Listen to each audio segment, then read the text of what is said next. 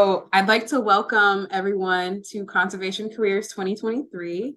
This is a virtual series that seeks to shine a light on the diverse amount of careers and opportunities that exist in the conservation space. And today we have joining us Michela Williams. Michela is a Georgian native who has been doing work for the Georgia community for a long, long time. She's here to tell you about her career journey and also provide opportunities to you about how she got to where she got. So with that being said, I don't want to take up too much of your time. So welcome, Michela. Thank you for joining us. Thanks for having me, Kiana. Can you hear me well? Yes, I can hear you. Okay, good, good. Yeah, I'm excited to be here for a second year, and I just appreciate Georgia Audubon and you asking me to come back. For y'all's info, me and Kiana are friends, so I'm really excited to be here. Yeah, so we can get started. My name is Michela Williams. I am the co-founder and CEO of a nonprofit organization called Black to Earth. Um, it is based out of Atlanta. We started in 2019, but I'll get into that a little bit further. I want to give a little background on myself and what brought me to this career in conservation because I didn't think it was possible as a kid. So yeah, let's go to the next slide and get started.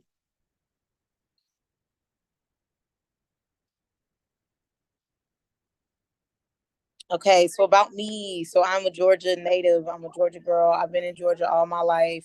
Kindergarten, first grade, preschool, everything. I grew up in Griffin, Georgia. It's about 40 minutes outside of Atlanta. I have a lot of family in Atlanta though, so we were in Atlanta every weekend. So it's just like I feel like I was in between both. My family, I have a pretty big family. We love each other deep and hard. We're not outdoorsy people, and we never were really.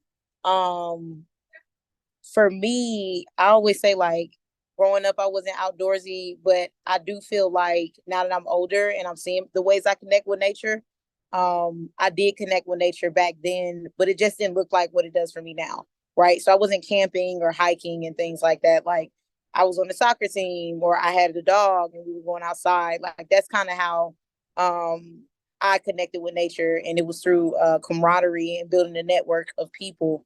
That's what was excited about being in the outdoors and being in that space. It wasn't nature itself. And so I think now at this age, everything's coming full circle, and I'm seeing how nature did play a role in that during that time. I growing up, I wanted to be a lawyer. I ended up going to Georgia State University. I started down that path, but it just was not what I thought it was going to be. So I ended up studying economics and marketing. When I came out of college, I really wanted to do more for the Black community and um, figure out ways we can really build community through the economic circumstances that we're living in, right? And so what does that look like to maybe barter instead of playing to the capitalistic role? Like, how can we work together and be sustainable with our funds? So that was what I wanted to do. It did not go down that path either. I ended up working for a nonprofit called International Rescue Committee. You can go to the next slide. Is the next slide that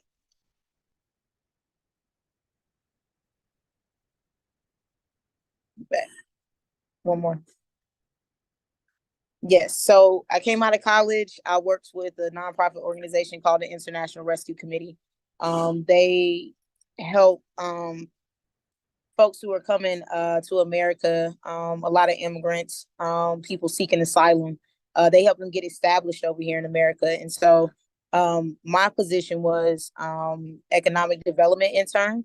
And so I was helping immigrants and folks seeking asylum get jobs, really get acclimated with the American culture, learn English, get them food stamps, Social Security, all these, get them enrolled in all these programs that allow us to, move through this country. And so that was really powerful work. I enjoyed it. I did that for about a year. And then I went to another nonprofit organization and I went to this nonprofit organization because I wanted to do something that was a little bit closer to home for me. You can go to the next slide, Kiana. So Georgia Law Center for the Homeless. This organization was closer to home for me because I went to Georgia State University, and so it's right in the heart of downtown. And so on the way to class, like you would see a bunch of homeless people, or people would ask you for food or ask you for money. Like there was just so many times where you had to be prepared to give. And sometimes I couldn't do that. And so this was that chance for me to give back to the community and the folks that I would walk past every day on the way to class. And so their mission was getting folks their licenses, social security cards. When you're homeless, a lot of this documentation gets stolen from you because somebody else is trying to get food stamps and somebody else is trying to get enrolled in programs. So it's kind of difficult to keep up with those. So that was my position. I was an intake intern, also dealing with lawsuits that would take place when people were mishoused or asked to leave their homes or just kicked out for no reason by landlords. And so that work was amazing, being able to help families identify housing and get homeless people into programs and allow them to be able to, you know, function in society, because we can't forget about them just because they don't have a home. So that was amazing work. But both of those internships did not pay me. And that's huge because, like, coming out of college, like, I automatically thought, you know, I would just get a job and I'll be fine. But I didn't have the experiences that these positions that I wanted to work for was asking for. So I did have to do internships for a while. And these two were free. And so I needed something that was going to pay me to, you know, live and eat food and just live my regular life. So I was working at Georgia State on top of working as an intern for Georgia Law Center for the Homeless and International Rescue Committee. And there was an organization that would come in every day at 4 p.m. when we're closing and drop off their packages. And I would get so angry with them. And I'm like, where's all these packages going? What's going on? And so their label said Greenie Youth Foundation on it. And I just wanted to know what was happening. You can go to the next slide. And just through conversation with them and just offering like decent customer service, right? I ended up learning about Greenie Youth Foundation in their resource assistance program. So Greenie Youth Foundation is an organization based here in Atlanta. It was founded by a woman named Angelou and her husband, James. Their mission is to get underrepresented. Really, for me, I'm seeing it as like Black and Brown students and individuals hired in government agencies that work in outdoors. So that's the Forest Service, that's National Park Service, that's Bureau of Lands Management. Patagonia also has a program in place. So that's what they do. And through their resource assistance program, I got my job in career and conservations. And so to be a part of the resource assistance program, you don't need a degree. You don't need to you don't need a degree, and you don't need to be a student currently. You just have to be between 17 and 35 to apply for the positions. And these positions start at really great salaries too, depending on, you know, what the position is. So coming out of college, I was excited to be making the type of money I was making as an intern with the resource assistance program. I had my start on the Chattahoochee-Oconee National Forest.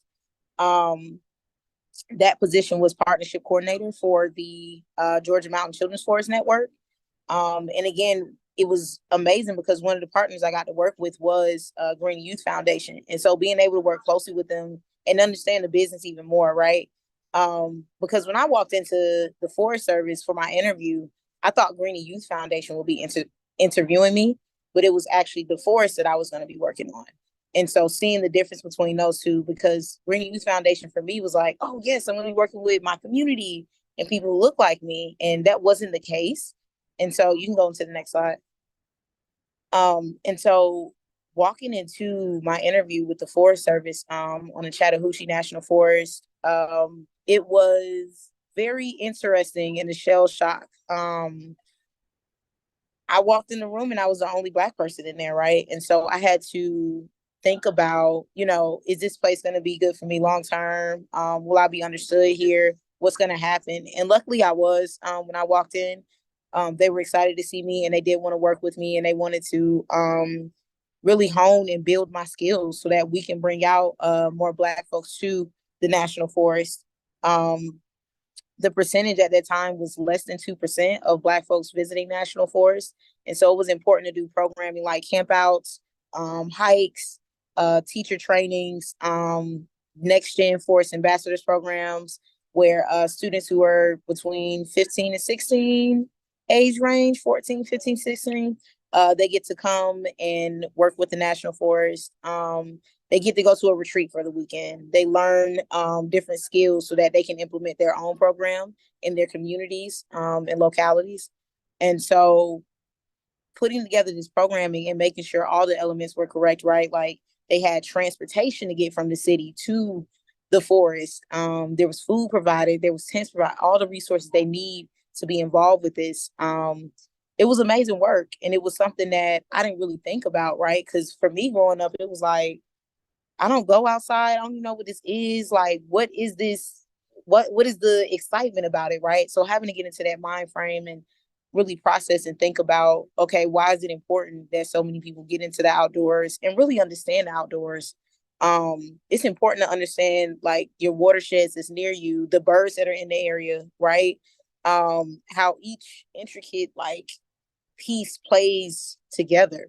It's important. So understanding that and developing, you know, my skills and working with the Forest Service and seeing how we can really get folks excited and ignited about being in these spaces.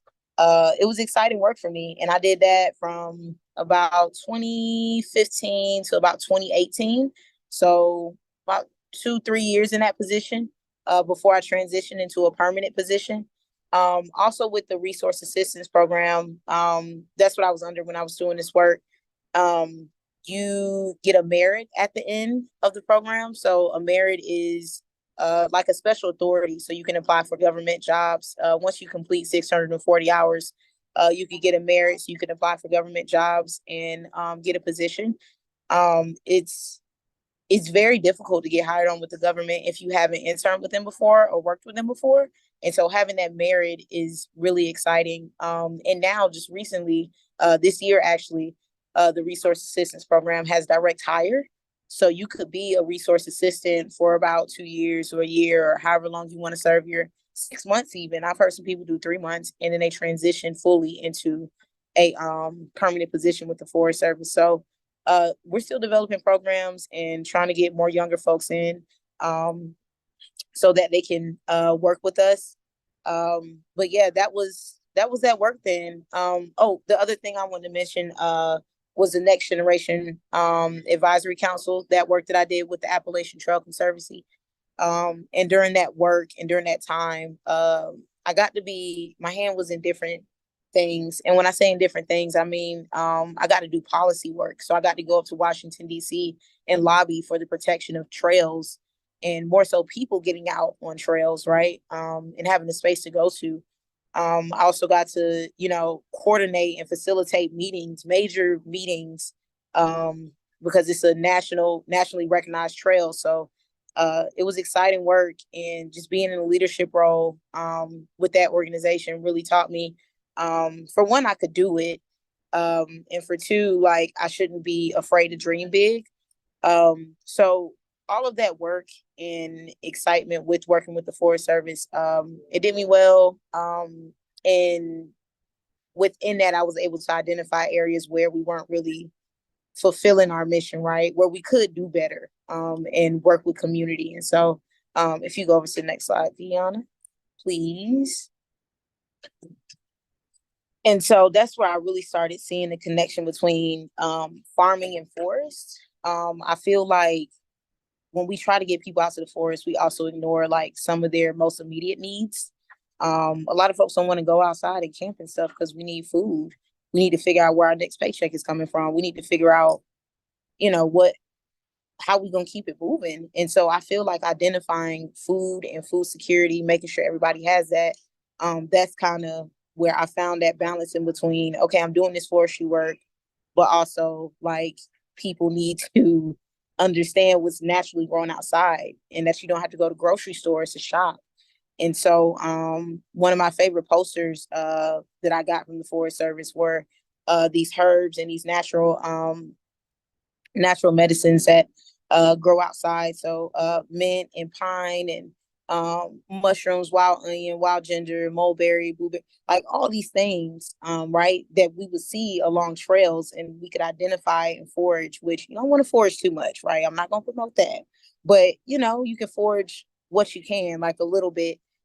So identifying those things with some of the groups that I went out with and being able to really show, like, no, we get a lot of our medicine from these national forests. We get a lot of our just everyday pencils, chairs, everything comes from the forest. And so building that connection between food and forest brought me into my next realm. You can go to the next slide, which was connecting with Black farmers. So whew, it was really important for me to connect with Black farmers, to bridge that gap between, community being outside and community meeting its needs. I met a farmer, I want to say this was back in 2018, 2019. That's when I met my first farmer. We went, first Black farmer. We went to Gratitude Botanical Farms. That was our first volunteer day back in 2019. And the farm out there was beautiful. It still is beautiful. It's still in operation. It's off of Collier Road, but it was beautiful to see that. It was beautiful to see the land is where they usually have the cellular towers, but it's fields, right? It's acres of land. And so to see folks come over there and utilize that land and grow on it, and enough to harvest and enough to sell, that was beautiful. And so I said, what help do you need? How can we get people out? How can we volunteer? How can we, pour into you? What do you need from the community? And they said, just show up. Just show up. Black farmers need protection. Black farmers need to feel safe. Black farmers need to be able to trust the powers that be, right? So that's the USDA that, they'll get the loans, they'll get the policy, the protections that they need. And so working and building those networks with these Black farmers really allowed me to see where I can fit in more and where I can bring community in. There's a lot of low access food deserts. I'll just say it like that. There's a bunch of food deserts in the city of Atlanta, which is insane to me, right? Because we also have a bunch of forested areas in the city of Atlanta. And so how do we turn some of these areas, these vacant lots, into community gardens? And so you see that around the city too. Like some people just out here, they call it guerrilla gardening, right? So you just get out and you be like, I'm just gonna take this land and just start growing over here. Nobody's gonna tell me not to, right? We don't want to encourage, right? Still want to get permits and go through the city. But it's utilizing these spaces in the city, in these areas, so that, we can actually benefit from them, not putting a plot or putting a condo on top of it, but growing in these areas. So yeah, that's kind of building that connection and supporting them in a real way by showing up and only shopping with them. I don't even go to Walmart or Kroger anymore. I completely go to a CSA. I go and shop with them. That's how I get the healthiest foods. That's how I feel like I'm giving back to my community.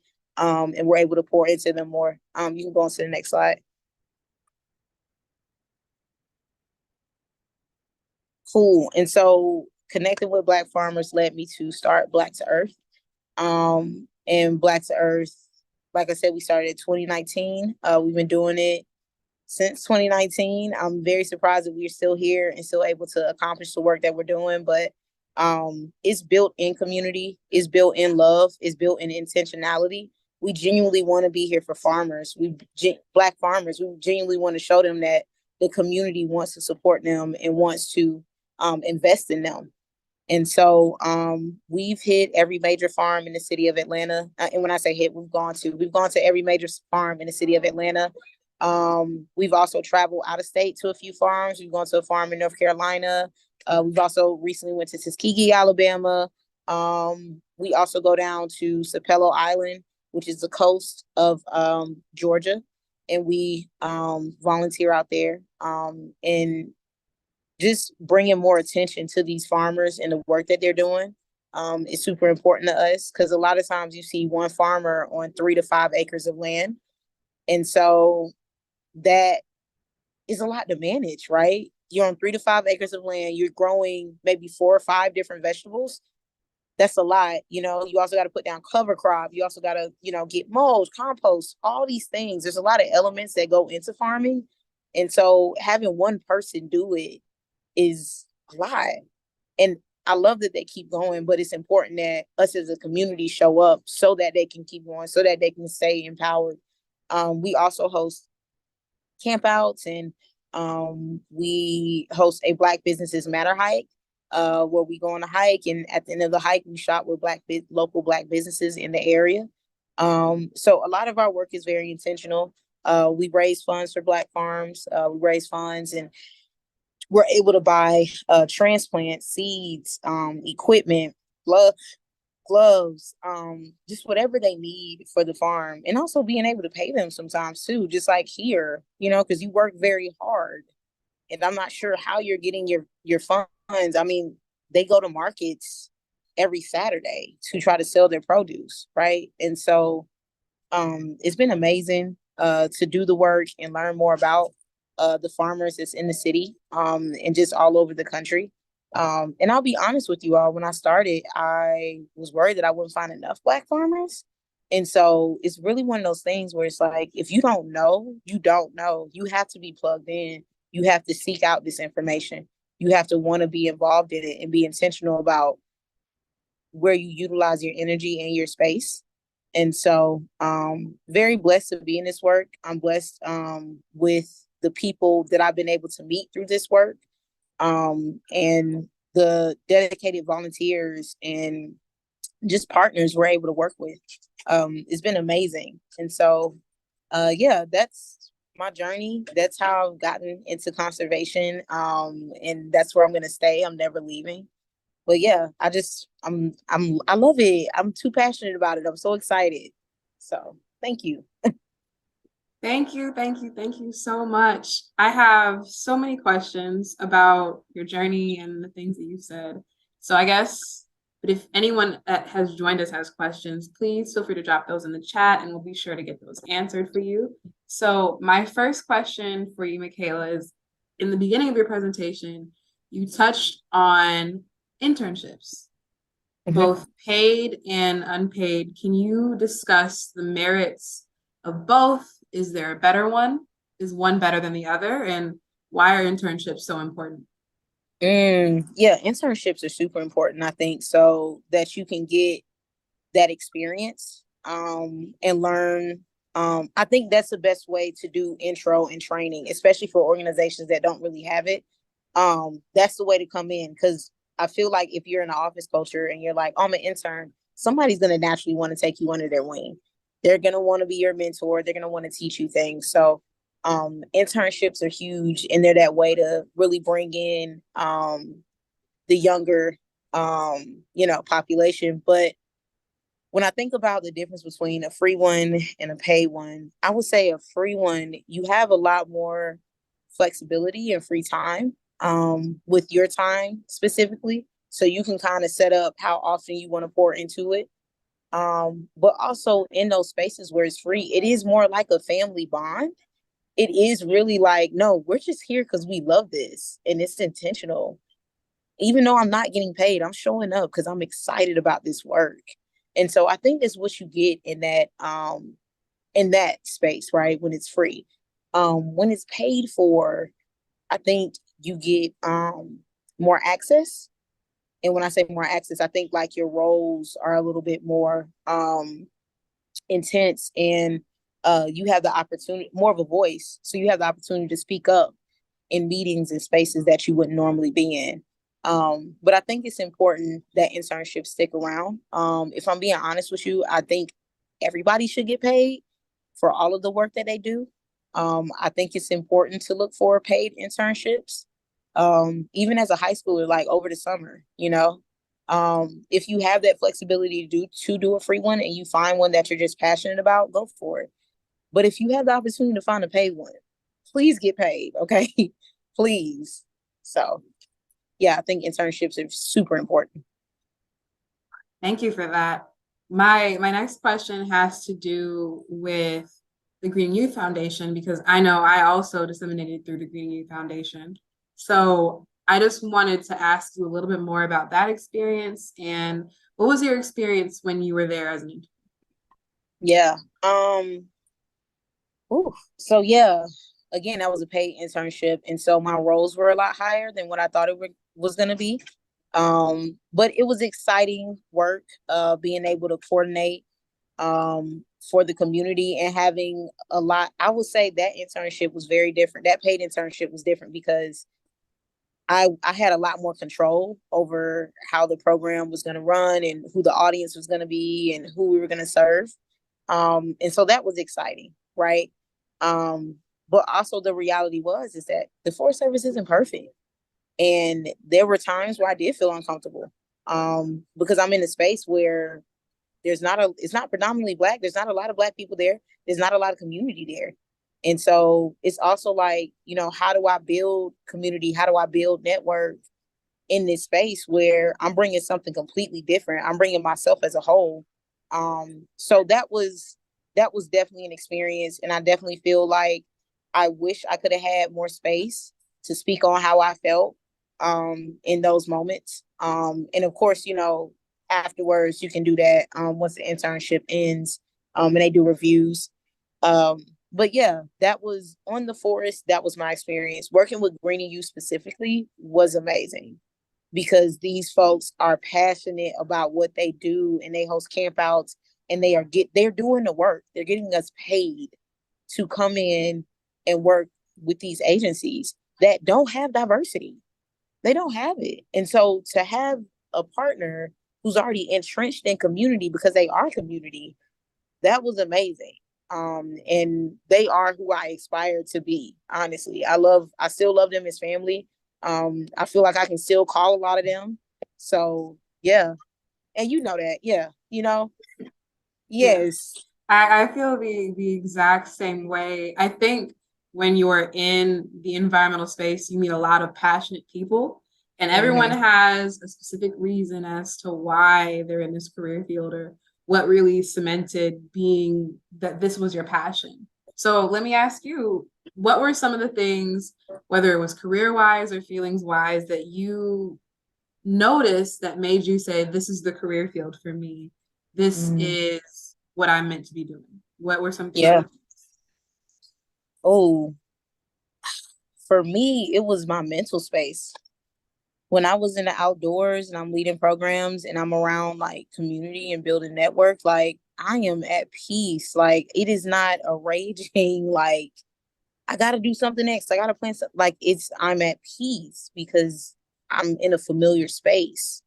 So that for me, and just seeing people's reaction to learning new things, especially working with kids, just seeing their reactions and seeing, how many questions they had and what got them excited, like the littlest things, like grass or seeing a snail on the grass. You know what I mean? Just the smallest things just got them really excited and really intrigued. And so I think for me, that's where I was like, well, how can I do this on a larger scale and with my community? Like, what are the questions I can ask to intrigue them and get that twinkle in their eye and get them wanting to ask more questions about, okay, this tree, but what type of tree is it? And what does a tree do for you? Know what I mean? So that I think that's what it was for me, seeing the reactions of the folks who we were serving. That's where I was like, this is where I'm supposed to be at. And like I said, building that network, building that community, having lifelong friends out of this work is like, that's huge. So yeah, I think that's what it was for me. Yeah, I really, really love that. And I feel the exact same way. Now, I have a very specific question for you because something unique that you've done, I mean, you've done so much, but something that always stands out to me is that you started your own nonprofit organization. You kind of created a space for what you saw was an important environmental issue, and you sought to address that need. So, my next question is for any person that wants to start their own business that has that same idea, but they don't know where to start because sometimes I think starting can seem overwhelming. What sorts of tips and tricks do you have for that person that kind of wants to create their own lane? Yeah. My first tip is to explore. So whatever you're interested in, be like, go out and get so involved in it, right? So mine was Black farmers. Before I started Black to Earth, I was going to volunteer events and getting to know some of the farmers anyway. Like, I just needed to know who they were. Can we build relationships so we can work together? And that's how that went. So go out and explore first. Two, don't stop, because it's going to be a moment in there where you're like, this does not work at all. Nobody's paying attention to me. I don't have an audience. I don't have this. Don't stop, because somebody's watching you. You don't know it yet, but somebody is watching and somebody is waiting for your product, whatever you're going to do, the community, the space that you're going to create, the community that you're going to build. You have to keep going. In those moments, you have to keep going. Have somebody that you can call when you are going through those moments, those down spiral moments of like, can I really do this? Have somebody, like, find your cheerleader, right? Like, who is that person who, like, every time you get on the phone, they like, girl, you doing it. I don't even know what you're talking about, because it's happening, right? So find your cheerleader, explore, and do not stop. Like, don't stop at all. Um, Also just connecting with somebody who's doing the work that you're doing, like having a mentor that's already in that field and working like very closely with them, trying to, you know, work up under them, however which way you can do that. Really build that connection and find your mentor, find somebody who you trust with your passions in life, and you can share that with them, and they will support you full force. And when I say full force, I mean like they're also finding resources for you, because it's one thing to say something, but I also be like, and I know this person who does this, and I got this person who does this. So we just gonna bring them in, and that's how it's gonna go. So find mentorship, explore, keep going, and find your cheerleader. Wonderful, wonderful. And I have one last question, and that is simply, if you could give advice to your younger self, say Michela when she was 15, 16 years old, what would you say to her, knowing what you know now? Oh, um, man, I think what I would say to her is can you hear me? Your Hello? sound cut out a little bit. Can you repeat what you just said? Okay, wait, you cut out just a little bit. I can hear you. Can you hear us? Okay, give me 1 second. Let me get, that's what happened.